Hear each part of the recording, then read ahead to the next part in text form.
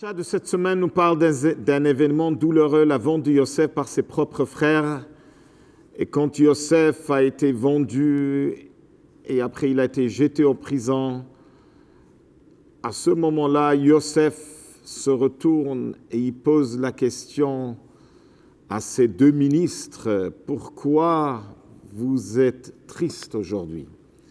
Et Yosef, il a essayé de les aider, d'interpréter les rêves. Et on sait que grâce à cela, 2 ans plus tard, quand Paro, il a cherché quelqu'un qui peut interpréter ses rêves, le ministre des boissons, Sarah Mashkim, il a dit « Je connais un garçon juif qui se trouve en prison. Il est un bon... Il sait comment interpréter les rêves. » Ça, c'est l'histoire de la paracha. Il faut se mettre dans les chaussures de Yosef pour comprendre ce qui se passe. Yosef, il n'y avait pas un homme plus malheureux que Yosef. Sa mère est décédée. Son père a fait déjà Shiva sur lui. Ses frères ont trempé sa chemise dans le sang. Ils ont dit au papa qu'un animal a dévoré. Il est vraiment seul au monde. Et si ce n'était pas assez,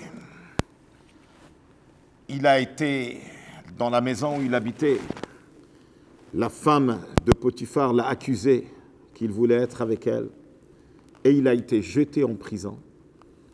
On peut s'imaginer l'homme, l'amertume qu'il a, et vraiment détester la vie, le monde. Et en plus de rencontrer dans sa chambre de prison 2 ministres qui sont des amis de M. Potiphar, qui était aussi ministre au gouvernement de Paro. Et là, il aurait pu rester enfermé. Mais Yosef, il se retourne vers eux. Il leur dit, « Pourquoi vous êtes tristes ?» Et c'est incroyable. C'est à ce moment-là que Yosef s'est intéressé à ces 2 ministres. C'est là où son mazal a changé. C'est là où son mazal a fait un virage. Que grâce à cela, comme on a dit avant, 2 ans plus tard, Yosef a été sorti du prison. Et il a sauvé carrément le monde entier d'une grave famine. Il est devenu Mishneh Lamelech, vice-roi en Égypte. Quelle leçon importante dans notre vie. Un petit bonjour à une autre personne, sortir la tête du téléphone et s'inquiéter de quelqu'un d'autre autour de toi peut changer tout autour de toi. C'est le message des bougies de Hanouka. Étant donné que jeudi soir, on va avoir le grand mérite d'allumer la première bougie de Hanouka. Et on sait que c'est la seule lumière qui est capable d'éclairer le plus grand ténèbre. On doit s'asseoir quand on allume les bougies de Hanouka. C'est marqué qu'il faut écouter 1 demi-heure. Il faut rester à côté des bougies et écouter ce que les bougies nous racontent. Je vais partager avec vous une histoire d'un chaliard du rabbi, le rabbin Moshe Brisky, de Agoura Hills de Californie. Il est connu comme un très bon orateur. Il attire même des gens qui ne viennent pas dans sa synagogue. Il était en train de parler. Il a donné une conférence sur le sujet d'avoir confiance en Dieu dans les moments durs. Il a remarqué de loin une personne qui avait des larmes dans les yeux. Et cette personne, après le cours, il a dit « Monsieur le rabbin, est-ce que je peux vous parler ?» Le rabbin a écouté son histoire. Il a dit « Ma femme et les 3 filles étaient mêlées dans un grave accident. Et les 2 filles sont décédées. Et il est rentré dans une très grosse dépression après cette grande tragédie. Et malheureusement, à la fin, il a même divorcé. Et un jour, il a même décidé qu'il va se suicider. Il n'a plus rien à faire dans ce monde. Et il a décidé qu'il va prendre sa fille au cinéma. Et après le cinéma, il va l'envoyer chez sa mère et il va faire ce qu'il pensait faire. Et voilà, il est en route vers ce cinéma, il rentre dans le centre d'achat. Il entend de la musique. Il s'intéresse avec sa fille, il s'approche, et il voit une grande menorah, et les gens autour de danser autour.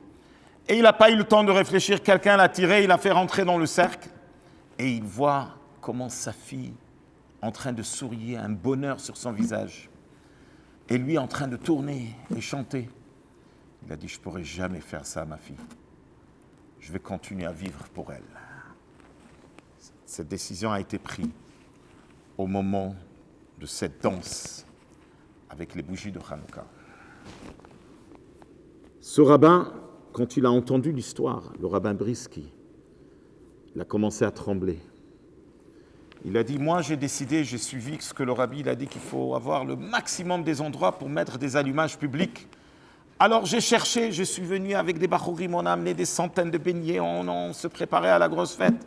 Et quand on est rentré dans ce centre d'achat, on a eu...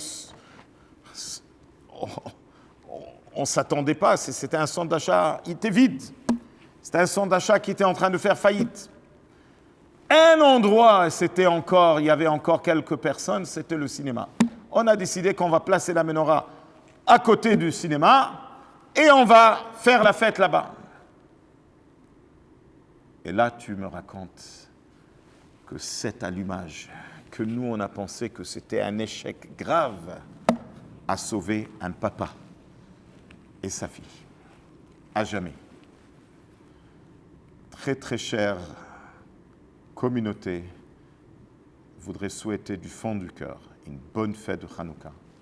Et que cette fête de Hanouka vraiment nous éclaire, nous amène la lumière et le miracle qu'on puisse déjà allumer et célébrer la fête de Hanouka dans le 3e Beth Amikdash chez Ibane Bimhera Biyamenu.